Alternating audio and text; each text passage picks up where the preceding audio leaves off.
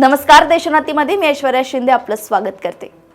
शेकडो वर्षांपासून वाहत असलेली गंगा नदी ही भारतीयांसाठी जेवढी जीवनदायिनी नदी आहे तेवढंच या नदीचे धार्मिक महत्त्वही आहे।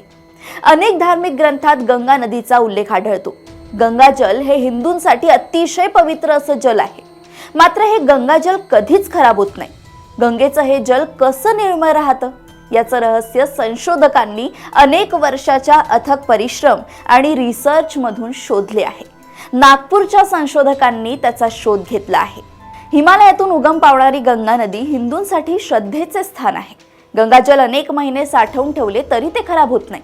एवढेच नाही तर प्रत्येक वर्षी धार्मिक सणांच्या वेळी लाखो भाविक स्नान करतात तरी त्यातून कुठलीच महामारी किंवा रोगराई पसरत नाही। गंगाजल निर्मळ का राहते याचं रहस्य देशातील नामांकित राष्ट्रीय पर्यावरण अभियांत्रिकी आणि संशोधन संस्था म्हणजेच निरीच्या वैज्ञानिकांनी उलगडले आहे। गंगाजलामध्ये स्वतःला स्वच्छ करून घेण्याचा गुणधर्म आढळला आहे। गंगेच्या पाण्यात असलेल्या बॅक्टेरियोफेजची प्रचूर मात्रा असते, जे गंगेचं पाणी दूषित होण्यापासून बचाव करते। केंद्र सरकारच्या स्वच्छ गंगा मिशन अंतर्गत निरीचे संशोधक डॉक्टर कृष्णा खैरनार यांच्या नेतृत्वात हे संशोधन करण्यात आलं। या संशोधनासाठी गंगेला 3 टप्प्यात विभागण्यात आलं। 1 गोमुख ते हरिद्वार, 2 हरिद्वार ते पाटणा आणि 3 पाटणा ते गंगासागर।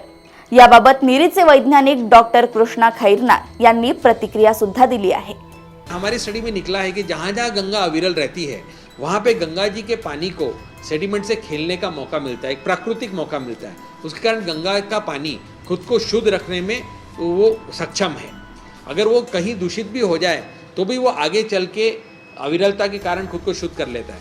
पर जहाँ उसकी अविरलता पे रोक आ जाता है वहाँ गंगा जी का पानी खराब दिखता है। वैज्ञानिकांनी यासाठी 50 विविध ठिकाणचे गंगाजल आणि नदीखालची वाळू आणि मातीचे नमुने घेतले।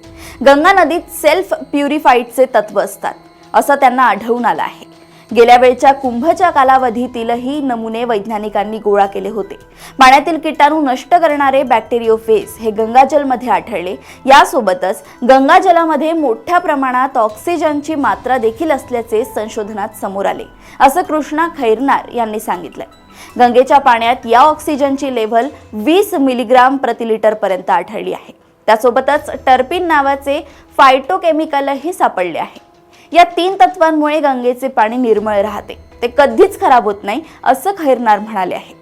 ही तत्व केवळ गंगा नदीतच आहेत की इतर नद्यांमध्ये याचाही शोध वैज्ञानिकांनी घेतला।